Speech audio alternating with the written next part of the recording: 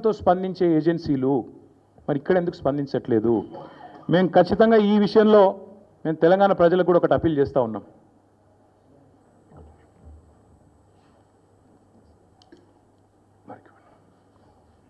తెలంగాణ ప్రజలకు కూడా ఒకటి అప్పీల్ చేస్తూ ఉన్నాం. ఇక్కడ ఎవరితో కుమ్మక్కు అవుతున్నారో దయచేసి అర్థం చేసుకోండి.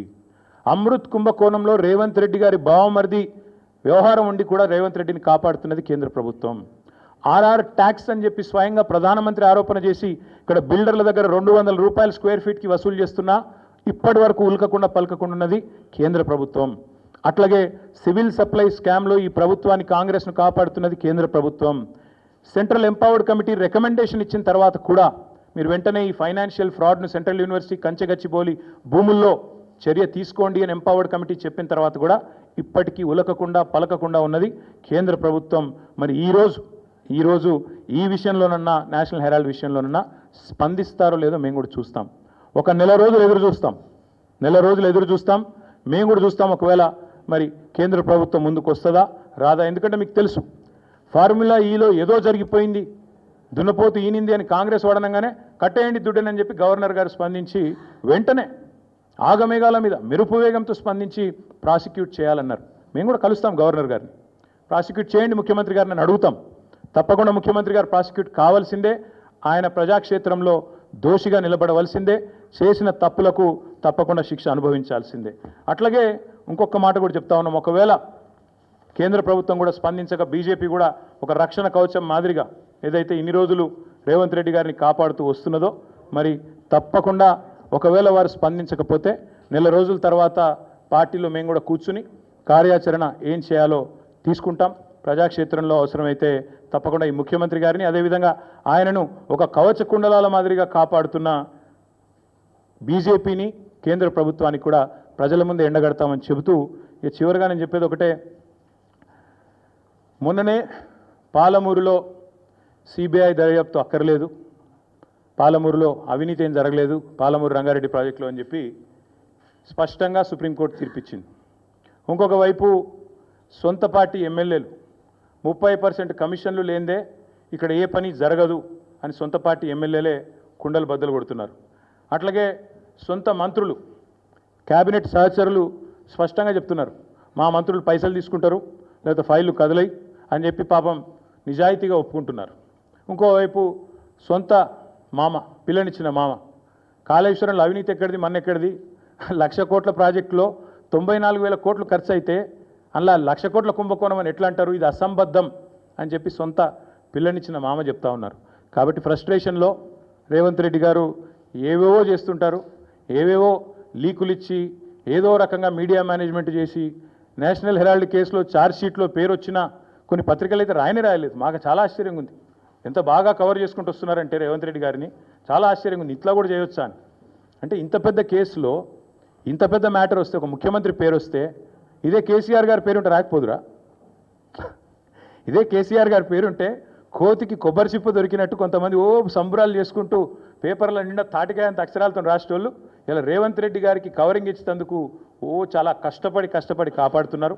వారందరికీ నేను చేసే విజ్ఞప్తి ఒకటే, మీరు ఎన్ని చేసినా ఎంత గింజుకున్నా ఈ మీడియా సంస్థలు ఎంత తాపత్రయపడ్డా ఆయన మీకు ఎంత అడ్వర్టైజ్మెంట్లు ఇచ్చినా ఎన్ని రకాలుగా మిమ్మల్ని ఫోన్ చేసి బెదిరించినా ప్రజలకు విషయం అర్థమైపోయింది.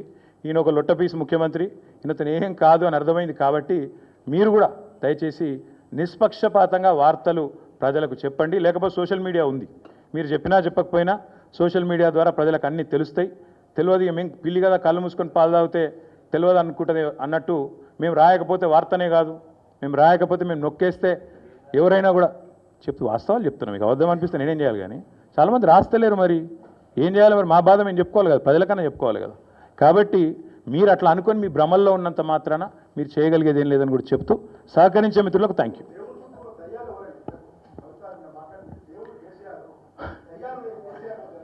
బ్రదర్ మీకు ఒక మాట, ఇంత ఇంపార్టెంట్ ఇష్యూ చెప్తే నువ్వు దేవుడు దయ్యం అనబడుతుంది.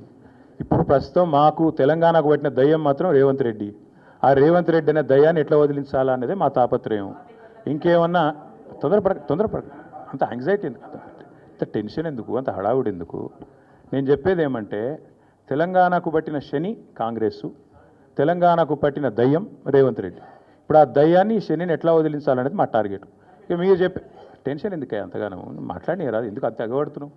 నేను అనేది ఏమంటే మీరు ఒకటి గుర్తుపెట్టుకోండి, లోక్సభ ఎన్నికలకు ముందు మేము పార్లమెంటు నియోజకవర్గాల వారీగా సమావేశాలు పెట్టాం, సమీక్షా సమావేశం. ఇక్కడ అసెంబ్లీలో ఓడిపోయాము, ఎట్లా ముందుకు పోవాలని చెప్పి దాదాపు 17 రోజుల పాటు మీరందరూ చూశారు. ఇక్కడే వేల మంది కార్యకర్తలతో కూర్చొని దాదాపు 7, 8, 9, 10 గంటలు వారితో చర్చించాం. ఆ ప్రాసెస్లో చాలామంది డైరెక్ట్గా మైకులో మాట్లాడిన వాళ్ళు ఉన్నారు, కొంతమంది చిట్టీల మీద రాసిచ్చిన వాళ్ళు ఉన్నారు, కొంతమంది కేసీఆర్ గారికి ఉత్తరం అందించండి అని చెప్పి ఉత్తరాలు ఇచ్చిన వాళ్ళు ఉన్నారు. కాబట్టి మా పార్టీలో we encourage open culture, democracy కాబట్టి, డెమోక్రాటిక్ పార్టీ కాబట్టి, ప్రజాస్వామిక స్ఫూర్తి ఉన్న పార్టీ కాబట్టి మా పార్టీ అధ్యక్షుల వారికి ఎవరైనా సూచనలు చేయాలనుకుంటే ఉత్తరాలు రాయొచ్చు. అదేదో చాలా గొప్ప విషయం అన్నట్టు మీరందరూ అంత బాధపడిపోవాల్సిన అవసరం ఏం లేదు. నేను అనేది ఏమంటే మా పార్టీలో డెమోక్రసీ ఉంది కాబట్టి మా పార్టీ అధ్యక్షుల వారికి, మా పార్టీ నాయకులు ఎవరైనా సరే అప్పుడప్పుడు సూచనలు, సలహాల రూపంలో లిఖితపూర్వకంగా ఇవ్వచ్చు, ఓరల్గా ఇవ్వచ్చు, రకరకాలుగా ఇవ్వచ్చు. అట్లాగే నేను ఒక మాట మాత్రం చెప్తాను, ఎవరైనా సరే మనం ఎవరైనా సరే పార్టీలో ఏ హోదాలో ఉన్నా కొన్ని విషయాలు అంతర్గతంగా మాట్లాడాల్సిన విషయాలు అంతర్గతంగా మాట్లాడితేనే బాగుంటుంది. పార్టీ ఫోరమ్స్ ఉన్నాయి, అధ్యక్షుల వారితో కలిసే అవకాశం ఉంది, లేదా ఆఫీస్ బేరర్స్ ఉన్నారు, కలిసి చెప్పుకునే అవకాశం ఉంది. కాబట్టి అంతర్గతంగానే కొన్ని విషయాలు మాట్లాడితే బాగుంటుంది. అది అందరికీ వర్తిస్తుంది, వీళ్ళకి వాళ్ళకని కాదు, అందరికీ వర్తిస్తుంది. తప్పకుండా ఎవరమైనా ఒకటే, ఈ పార్టీలో అందరం కార్యకర్తలమే, అందరికీ కూడా ఇదే సూత్రం వర్తిస్తుంది. కాబట్టి మీరు కూడా దయచేసి ఇంత ఇంపార్టెంట్ ఇష్యూ మాట్లాడితే దీన్ని మళ్ళీ మీరు, నాకు తెలుసు మీ సంగతి, you are intelligent, unfortunately I'm also intelligent. కాబట్టి నేనేమంటానంటే మీరు ఏం పెడతారో, మీరు ఏం హెడ్డింగ్ పెడతారో తెల్లారు నాకు తెలుసు, మీ బాధలు కూడా నాకు తెలుసు, మీ మేనేజ్మెంట్లో ఉండే అవస్థలు నాకు తెలుసు, రేవంత్ రెడ్డి గారి ఒత్తిళ్లు తెలుసు. కాబట్టి నేను ఎక్కువ చెప్పను, ఒకటి మాత్రం చెప్తాను, మా పార్టీలో డెమోక్రసీ ఉంది, మా పార్టీలో సలహాలు సూచనలు ఎవరైనా ఇవ్వచ్చు, ఎట్లా అయినా ఇవ్వచ్చు. గతంలో పార్లమెంట్ సమావేశాల సందర్భంగా లేఖలు వచ్చినాయి, సూచనలు వచ్చాయి, అట్లే వచ్చినప్పుడు వాటిని ప్రజాస్వామికంగా స్వీకరిస్తాం. థ్యాంక్ యూ, మీ అందరికీ థ్యాంక్ యూ. నేషనల్ హెరాల్డ్ విషయంలో ఏమైనా అడగదలుచుకుంటే బ్యాక్ టీవీ కానీ ఇంకో టీవీ కానీ అడగచ్చు. నేషనల్ హెరాల్డ్ విషయంలో ఏమైనా మాట్లాడదలుచుకుంటే మాట్లాడండి, చెప్తాను. మిగతా విషయాలు ఆల్రెడీ నేను చెప్పాను, అంతకంటే ఎక్కువ చెప్పాల్సిన అవసరం. నేషనల్ హెరాల్డ్ విషయంలో, యంగ్ ఇండియా విషయంలో, మీ కుంభకోణం విషయంలో మీకు ఏమైనా అడగదలుచుకుంటే అడగండి. ఓకే, అన్ని పార్టీలో ఉంటారు, రేవంత్ రెడ్డి కోవట్లు ఉంటే ఉండొచ్చు, ఏముంది అందులో. Coverts will expose themselves. Coverts will expose themselves in due course of time. Enduku tondara enduku? Yes, Bal. Yes, thank you. Finally. Yes, we'll wait for a month. We'll wait for a month. No, we'll wait for a month. Let's see if the Enforcement Directorate or Government of India will actually move, because this is a serious matter. We're all